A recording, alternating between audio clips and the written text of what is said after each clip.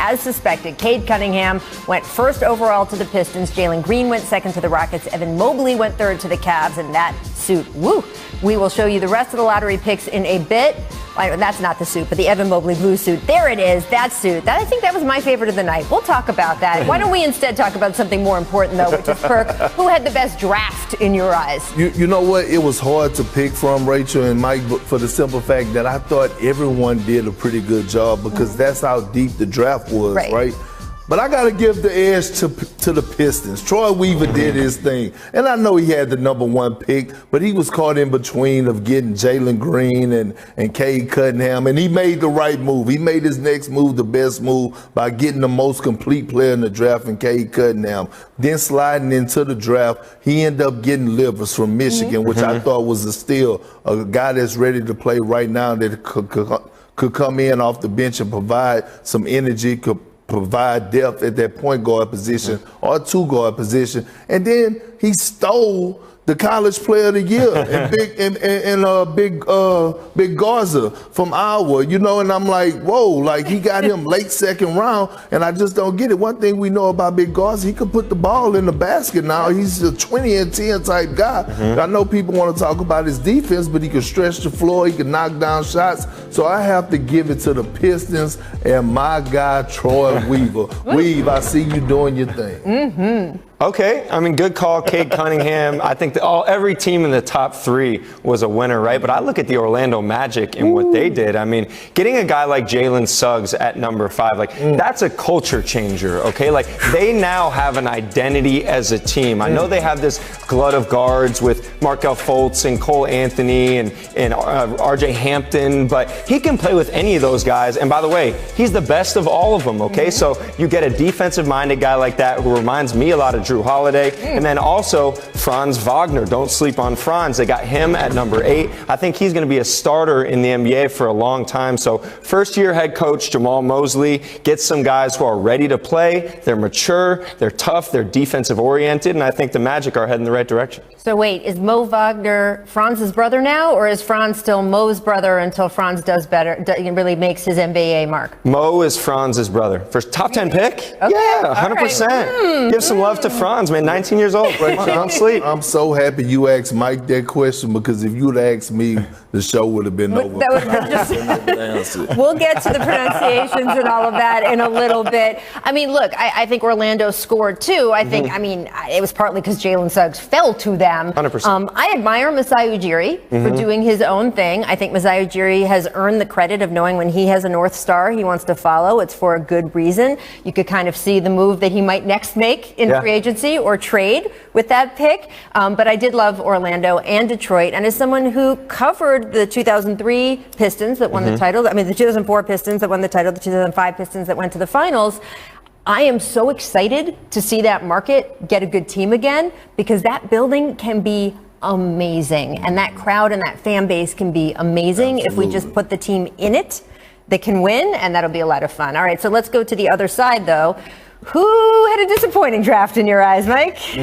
I would say surprising is maybe more the word with the Memphis Grizzlies. I mean, okay, they move up to 10, right? And there are some good options sitting there. You have Moses Moody, you have James Bouknight. Don't talk about Moses Moody. We won't talk about Moses Moody yet, but they went with Zaire Williams, okay, who we had as a projected top 10 pick coming into the season. He's very, very talented, but this is a guy who's a few years away. I mean, he struggled to have an impact in the Pac-12 with Stanford, just wasn't very efficient, not very tough yet physically or defensively. So I just wonder, like, when is he going to be able to help them? Whereas they could have had some guys who come in right away and play and have an impact. And then you look at trading up to 30 as well. They drafted Santi Aldama, who, again, talented kid out of Loyola, Maryland. You know, he's had some success playing overseas with the Spanish junior national team. But to take him at 30, and he might be a roster guy who's on their team next year. Like, I look at Isaiah Livers, I look at Herb Jones. There were a lot of guys who could kind of fit their time timeline. So it was more surprising based on how well they've drafted these past few years. I mean, you look at Ja Morant, Desmond Bane, Jaren Jackson Jr., Brandon Clark, like whether it's at the top or the 20s or the second round, they've had all these steals. So I was just a little surprised to see them take more of a long-term approach. Well, you know what? I was more disappointed in Masai Ujiri and the Toronto Raptors. And I'm very high on Scotty Barnes, right? I thought he should have went lottery, which he did. But I just think you can't pass up on Jalen Suggs, and especially when you look around the league at the point guard position. When you look at Russell Westbrook, you look at Kyrie Irving, you look at all these guys, James Harden, even when he slides to the PG position, Drew Holiday. When you look at a guy like Jalen Suggs, this is a guy that, you know, could be an all-star for a very, very long time. And I think Orlando struck gold by him not getting picked by the Toronto Raptors. This guy is fearless. He's relentless. The sky's the limit. He has a very, very high IQ, and his leadership skills are off the charts. And then we already know that Toronto is probably going to lose Kyle Lowry, right? And we know that they have a history of playing that small ball lineup in the backcourt. And I thought Jalen Suggs would have fitted well with Fred VanVleet. So the biggest disappointment to me was the Toronto Raptors passing up on Suggs. But then you kind of have to wait to see the whole play out, right? So we have to see where Kyle Lowry actually ends up. If Kyle Lowry maybe has if Kyle Lowry has come to Masai Ujiri and says, I would like to stay in Toronto, we have no idea. That might have informed that decision. I don't know what the dominoes. It felt like this was the first of a multi-part move, just knowing the way Masai works. We will find out. I was also confused by some of the Memphis selections, only for me because they have a gift. They're not rebuilding. A lot of teams that draft future projects, they're rebuilding anyway. This is a gift that they've created, by the way. They earned it by having such young players who are stars. Ja Morant, Jaren Jackson Jr.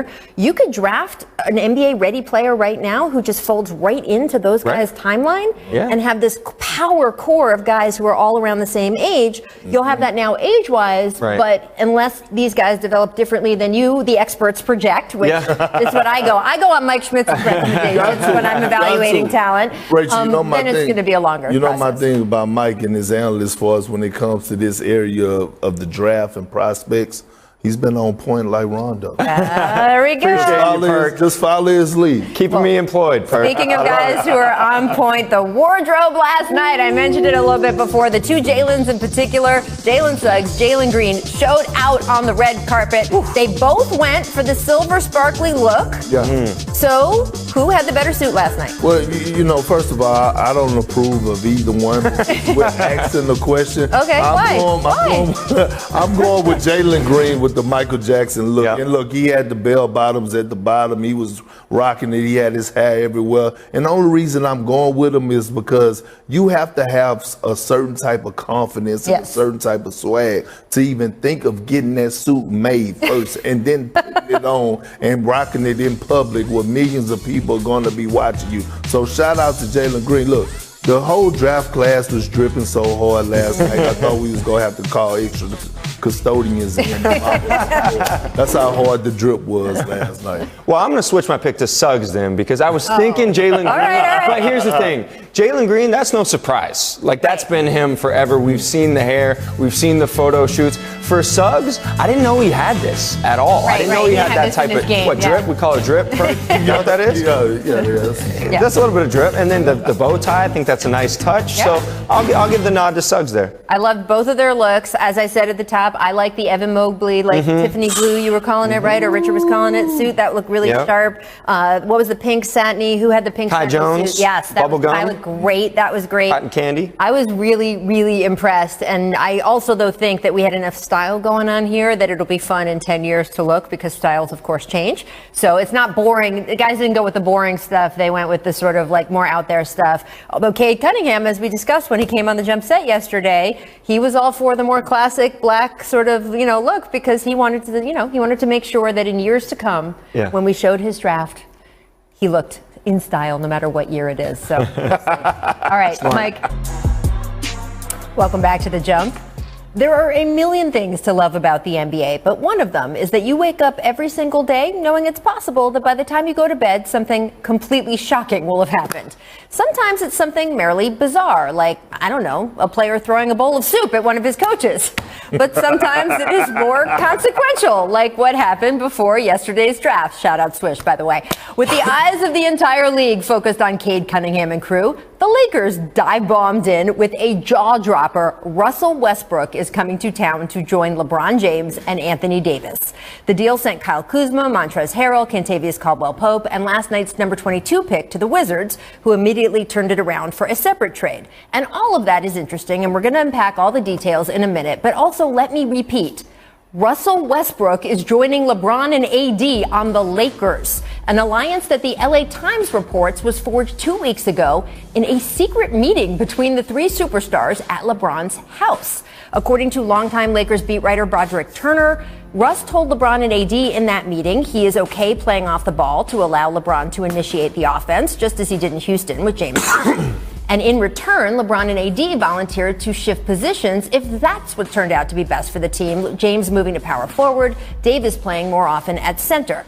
It's an interesting peek into how the Lakers plan to adjust now that they have acquired one of the most unusual talents in the game. A relentlessly competitive triple-double machine, a leader off and on the court who is motivated to play well at home, but who is also playing on his fourth team in 4 seasons, in part due to his shooting issues.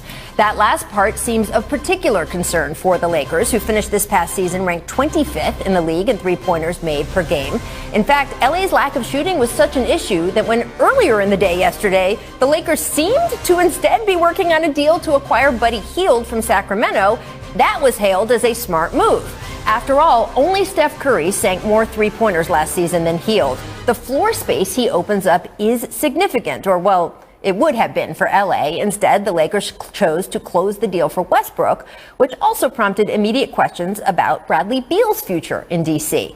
If Russ was jumping ship, was Beal next? Wizards GM Tommy Shepard has said absolutely not. And if you look closely at this trade, you certainly can see the threads with which Shepard intends to sew together a roster tailored around Beal. KCP is one of Brad's closer friends in the league. The trade also gave the Wizards more depth and the kind of cap flexibility that frankly seemed impossible just a year ago when Washington was facing 3 more years of John Wall's Supermax. Now, whether the plan works well enough to make Beal want to stay remains to be seen, as does whether the Russell Westbrook experiment works for the Lakers. All I know for sure is it was an absolute shocker, or as we call it in the NBA, just another day. Now, to discuss a little bit more on this, we want to bring in our senior writer host of The Low Post, Zach Lowe. Zach, how do you think that Russ fits with AD and LeBron?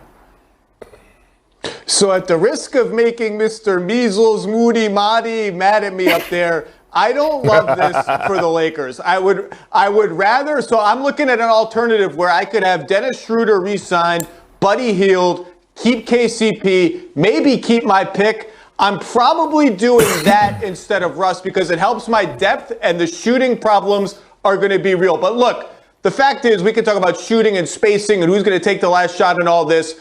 These guys are 3 great players, and talent and smarts and just all-out ferocity can sometimes make up for not so great spacing. And the West does not have an overwhelming favorite anymore that you look at and say, you know, that's the team that's unbeatable. You know, Kawhi's injured, Jamal Murray's injured. So it's right there for the taking. They can still do it, but I don't love the fit. I would rather like that other fit with more shooting because here's one of the great axioms of LeBron's career. If LeBron is the best shooter on the floor, you haven't done a good enough job building around LeBron. Now, they'll get shooters. They'll probably bring back some of their own free agents, but the shooting is going to reach a critical level, and in the half court, this team's going to have to prove that it can score. But like Perk is going to say, Russ is a great player. They're going to figure a lot of it out. And to me, the question is not just the spacing, because the Lakers have played in bad spacing before. It's the volume of shots Russ takes and the volume of bad long twos he takes. Is he really going to commit to playing off the ball? Is he really going to set screens and cut and all that and not just stand around the three-point arc? Because we've heard that song before and we haven't seen it play out in real time. The Lakers are going to be great either way because LeBron and AD are great. I just like that first iteration with Hield, Schroeder, KCP, etc. a little bit better than this one. Well, can we take a moment right now and recognize Zach Lowe with the new haircut, the new look? I see you, Zach Lowe, with the little boosie fade, man. RJ said to him also. He got the little boosie fade on himself, looking real fresh right now. I just want to acknowledge you to that point first, Zach. But look,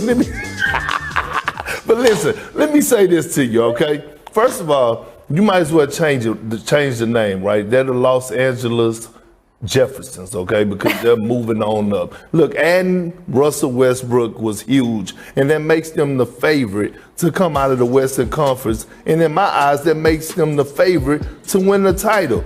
We keep talking about Russell Westbrook and his shot making or shot taking thing that we just keep painting this narrative about him. But he's led the league in assists 3 times throughout his career. He led the league in assists last year when he was playing with a whole bunch of G League guys. One thing that we do notice that Russell Westbrook hasn't played with a big like Anthony Davis. And if Anthony Davis can commit to playing the center position and him and Russell Westbrook is in a pick and roll, you better watch the hell out because you don't know how to stop it. Secondly, right, who did they just hire? One of our good friends, Fizdale. Mm-hmm. Where did Fizdale coach LeBron at? With the Miami Heat. And who's with the Miami Heat? D. Wade and LeBron James. Are they both shooters? No. Actually, D. Wade shot like 33% from the three-point line. But they found ways to figure it out by cutting, by going to the mid-post area, by going on the low block, deep seals, things to that nature. You can surround them with shooting. Guys like J.J. Redick is going to be up in free agency. I'm pretty sure he'll take a call from LeBron James saying, hey, J.J., we need you. Sure, Bron, I'm on my way. I'm trying to win my championship. Don't you think, Zach Lowe? And you try to find a way to get rid of Dennis Schroeder, bring back some assets, right? Sign and trade. I don't know what the market value is. That's not my department. But I will say this. Russell Westbrook, LeBron James, and Anthony Davis, watch the hell out. Zach, what do you think? I think Perk just suggested we get Mike Miller out of retirement, but I'm not sure. What do you think about the Lakers' ability to add some shooting? Well, first of all, they better bring back all their outgoing free agents like Alex Caruso and Taylor Horton-Tucker, both of whom are going to have a lot of competition for their services. Yeah, Perk is right. They'll get some shooters to come in the minimum, but who? Some of these wings like Reggie Bullock, Alec Burks, they're going to be out of the Lakers' price range. The Lakers have no money to offer. Minimums and the tax mid-level, that's it. It might be a guy like JJ who's at the end of his career and wants a ring. But look, JJ Redick's coming off a pretty uneven season. He's got to prove that he can compete defensively at the highest level if he's going to be on the floor during the finals. The Lakers are going to be fine. All I'm saying is if I'm presented with those two scenarios, I'm taking the one with Buddy and Dennis just by a little bit over this one. But they're going to be exciting to watch, that's for sure. And clearly, LeBron and AD want to play with Russ. I mean, that's certainly what the reporting is, so that's got to be a factor as well. I will say the same thing for the Lakers that we said about the Raptors earlier in the show. I don't think they're done yet, so let's see how things pan out over the next week. Free agency on Monday. Number 3 backs it over a Hoosier in 2007. Oh! Ooh, a little extra, too. Now. A little extra. Russ makes people feel extra. That is true on the court, right? Yeah, you do. He knows how to get under your skin. It's a skill. Number 2, he attacks the rack against the Ducks in 2008. Let's see this one coming up. A little poster in poly. This was back. People made posters at this point. Can we bring back the poster? Oh, look at that. I've seen that fist pump a few times in the NBA. Yeah. I keep telling people he like a 6'4" version of Kevin Garnett after he comes with his emotions. Ooh. Oh, look at that against the Cal Bears. That is just all Russ right there.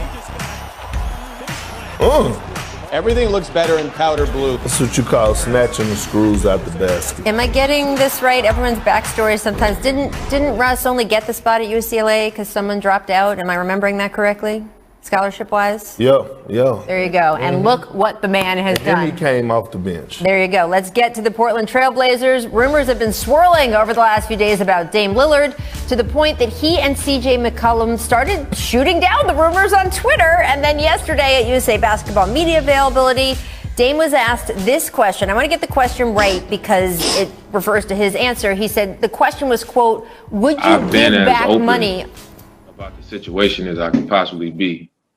And, things have just continued to come out. Oh, Dame said, he's 75-25 or something, and Dame is excited about this. Dame is going to, give back money. Like, I've seen everything, and I have not said any of these things. So can I ask if you would do that? If I would do what? Actually give back money off of your current contract? Why would I do that? I don't know, but it was suggested, so I'm just asking. No. So you can't give back money off of your contract, but you could sit out, and then you don't get paid when you sit out. So I believe that was the origin there. It came from a True Hoop story, and that Dame actually pushed back specifically on that story on Twitter. This is a lot of round the circle ways of saying, Perk, what do you think is going on here with Dame and CJ taking all of these reports head on and addressing them? Do you think that that's a good idea for them, or do you think they should just kind of let the noise stay out there? Well, one thing about it is that Dame been doing this since he came in the league. He's been very outspoken. He's a guy that is not afraid to go back and forth with people on Twitter, on social media. This is who Dame Dollar is. Now, my advice to Damian Lillard is now it's about time for those rumors to start to be true. He needs to speak out, because after watching Russell Westbrook get traded to the Lakers, this should be an eye-opener for Dame and say, hey, what's next for me? Again, he's 31 years of age, and I just don't see the Portland Trail Blazers getting any better. No disrespect to CJ McCollum. And I understand that Damian Lillard, he is a guy that said he don't want to run from the grind. And he's not running, okay? Right now I'm telling him to sprint, take off as fast as he can and go find another destination and go find somewhere where you could actually contend for a title and be a title favorite, a contender. So, my advice to Dame is it's about that time. Look, as much as any star in sports, Damian Lillard deserves the benefit of the doubt. If he wants to address these reports publicly and address them specifically, by the way, he should do that. He can do whatever he wants. And it was shocking for me to read, and he never struck me as the kind of player who would sit out games and take fines. Dame is a pro. He's a team player, and I think the Blazers are frankly counting on that. That's what they're banking on for Dame. Dame's going to be a pro through all of this. He's not going to tank his value and all that stuff. So, look, Dame can handle this however he wants. He's earned the benefit of the doubt. And the bottom line is, we can read every tea leaf and every tweet and every Instagram post and every anonymous source and all this. He's either going to get traded or he won't. He's either going to ask for a trade or he won't. We'll eventually find out. Let's just see it play out. That's something that's hard, though, about, quote, asking for a trade in Damian Lillard's situation is that Supermax just kicks in this year, Zach, right? I believe. So he doesn't really control where he goes. We've seen some players who have been able to say, I want to go here. And because of the value left on their contract, other teams don't want to trade for him if that guy does not want to stay with their team. They don't want to give up all those assets if the guy's just going to leave in a year. Damian Lillard has a lot of years left on his contract. I assume, Zach, that then if he did go to the Blazers with a trade request, they could deal him anywhere, including to a team that feels like they could never get a big star and is in a smaller market that right now doesn't have a lot of championship aspirations. Is that true? They could, and certainly that's been speculated that Portland has a lot of power here and a lot of leverage here, more so than when a player's in the last year or the second to last year of his deal. But there's also the optics, right? Remember how Oklahoma City was so accommodating? Hey, Chris Paul, where do you want to go? This is Damian Lillard. Teams are rarely in the business of dealing franchise players who have done so much for the team, so much for the community, to Siberia where they don't want to go, to a losing team where they don't want to go. So yes, in theory, the Blazers have a lot of power, and I think they do have a lot of power. They do have the luxury of time. But I don't think when push comes to shove, they're just going to deal Damian Lillard wherever. I think it would require conversation. Hey, this team X that's not very good, that's maybe in a city you don't want to be in, they're offering us way more than anybody else. What do you think? I just don't think they're just going to say, Dame, we have the power, you're going there. Yeah, I mean, I'm not presenting it as if they would just sort of angrily ship him off. And I would not call any NBA market Siberia, Zach Lowe. But I do think that it is a riskier proposition to ask for a trade if you are a player with a lot of years on your contract. Because at some point, while I know that teams do often want to do the right thing by the players that have meant so much to their franchise, there is still the reality that that general manager would like to keep his job. And that if he makes a deal where he ships off Dame and doesn't get much in return, or doesn't get as much in return as it then becomes known around the NBA, because everything becomes known around the NBA, that he could have gotten a much better deal somewhere else, that will affect that person's job security. So I do think it's a more complex thing than just Dame should go in there and ask for a trade. There's a lot of moving parts, and you wonder whether Portland wants to get into the Ben Simmons business, which is a nice segue to our next topic, Zach. Because the draft came and went without a Ben Simmons trade. How long do you expect this to drag on between Simmons and the Sixers now that there has been sort of public acknowledgement that they are looking for a deal and that Ben and his agent Rich Paul are okay with them looking for a deal with another team? Look, we know the Sixers are asking for a whole lot, whether it's players and picks. I don't think they have anything close right now. I don't think they had anything close last night. As of now, I would expect this to linger into the summer, which could get a little awkward as training camp approaches. But look, you just mentioned, Rachel, free agency is starting in like 48 hours or something. Right. All sorts of chaos is going to happen. We don't know who's going to go where. Things could change in 48 hours. Something could happen to a team that makes them want to get into the Ben Simmons trade. Something could happen to Philly that makes them more willing to trade Ben Simmons. But as of right now, this feels like it's going to linger for a while because I don't think they've really had any traction anywhere.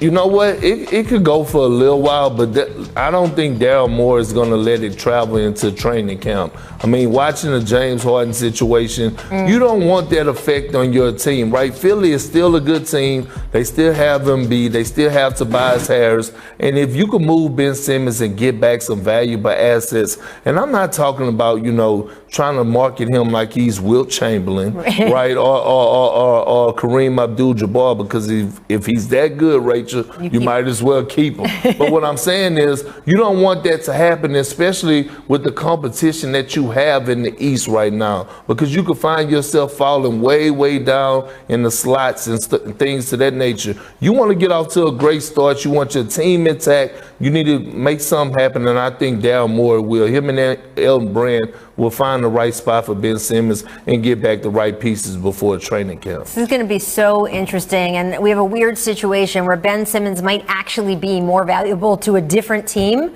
than to the Sixers, who have Joel Embiid, where that fit. Again, I always think if you put enough shooting around them, it works, but it is obviously proven not to work well enough to get them to an NBA Finals. And yet Ben Simmons, if he's surrounded by different personnel, may be a much better player. That is a weird sort of equation to be working on with a trade, because you're trying to say, is so-and-so worth such and such? You don't really know what he's worth to the other team until you look at their roster. It's complicated, but as you say, Zach, anything can happen in the next few days. Thank you for joining us, friend. You will be back for our free agency special on Monday. We will. Was in the house, led by your boy. You know I'm back because there's a lot to discuss. Max, Molly, I see baseball trades going on. I see NBA draft stuff going on. I saw Russell Westbrook end up becoming the Los Angeles Lakers. LeBron has done it again. Or has he? All that and more to discuss, like I told you. The crew's in the house. But today, let's get it. A goal is to win another championship. That is the goal right now, and that is the motivation right now.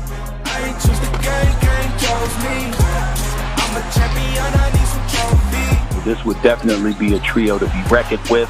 LeBron James delivering AD dynamite. Westbrook, he just doesn't stop. I'm a champion, I need some trophies. First take on a Feel Good Friday. We have so much to get into today, and I promise that is not an exaggeration. Blockbuster trade, the draft, Alex Smith live, and of course, Stephen A. Smith is back. What's all going things on, NBA. So good to see you. My head was going to explode yesterday. Like, there was too much stuff happening at once. I kept thinking, like, we got the draft. Stephen A. hasn't talked about Aaron Rodgers, and then more and more keeps happening. The Yankees and Dodgers pull off blockbuster trades. Like, everything was happening. There's a lot. I confess, I watched, did a great job yesterday, and I was just watching. And I said, I'm just going to sit back and chill. Yeah. You know, I don't have to. And I said, it's just nice just to sit back and watch. I don't have to work today. Yeah. And then I remember, damn, I got to get up tomorrow. Yeah. But I'm here. But you got some sleep, I can so see. you're all about it. I got some sleep. That's good. Much deserved. All right, guys, so let's go. Russell Westbrook going back to Cali to team up with LeBron James and Anthony Davis and wear the iconic purple and gold. So here's how it breaks down. Russ and a pair of future second-round picks are heading to L.A. Washington's Hall is centered around a trio of players that includes Kyle Kuzma, Montrezl Harrell, and Kentavious Caldwell-Pope. Max Kellerman. Yeah. What is the impact of the Russ trade to the Lakers? They have a legitimate answer to the Nets right now. Like, sometimes it's this easy. They had 2 of them dudes. The Nets had 3. The Nets had the only real big 3. The Suns look like they might for a sec. The Nets have 3 future Hall of Famers, 3 guys who could score from anywhere. The most skilled at their size you could ever ask. History of basketball. Who's at their size more skilled than any one of those 3 guys? The Lakers had no shot. If everyone was healthy this year, it would have been Nets and Lakers. The Lakers would have been thrashed by these Nets. Now they got 3 dudes. Russell Westbrook's one of them dudes. And let me say something. People are going to get caught up on how it all fits together. That is not the issue here. The issue is bring in the talent. Do they need shooting? Yes. None of these guys are shooters, especially not Westbrook for his position. But can you find shooters? You think guys won't play on the vet minimum for this team? Of course they will. Whether they wind up with Kevin Love or they figure out a sign and trade with 3-team deal, they still have Schroeder, Talen Horton-Tucker. Those guys aren't great fits. Could they still swing something for Buddy Hield? Who knows? They'll be just fine. And one more thing about Russell Westbrook. Every single year, 3-4 years now, he's on a new team with new teammates. First half of the season, we're all like, Westbrook's finished. He's no good anymore. Because he's trying to figure things out because contrary to popular belief among some, he is a team player. He's trying to figure out how to help the team. Second half, he's figured it out. He's learned his teammates. He knows his role. And then in the second half of every year, we go, he's having an MVP caliber second half. I expect the same thing to happen this year. Stephen A., if the Lakers are healthy, this is a real series if the Nets are healthy. It wouldn't have been before. It is now. Well, that's really stepping out on the limb. It's a real series. Really? That's all you got? Because let me tell you something. That's obvious, Max Kellerman. There's no question that it's going to be a series if they were to meet. There's no question that it's a formidable big 3, and the Lakers deserve a boatload of credit. Rob Pelinka, way to go in terms of assembling this and pulling this trade off, which obviously has happened. And I think Russell Westbrook is worth it. We all know he's a superstar. We all know he's a surefire first ballot Hall of Famer. We know at the age of 32 going on 33, he's still electrifying. He's still the most athletic point guard in the history of the National Basketball Association. And the fact that you got him with LeBron James and Anthony Davis, Lord have mercy. It almost makes it to a point where it might be, we might all need to be medicated for depression if we don't get this finals. Brooklyn versus Los Angeles next season. I think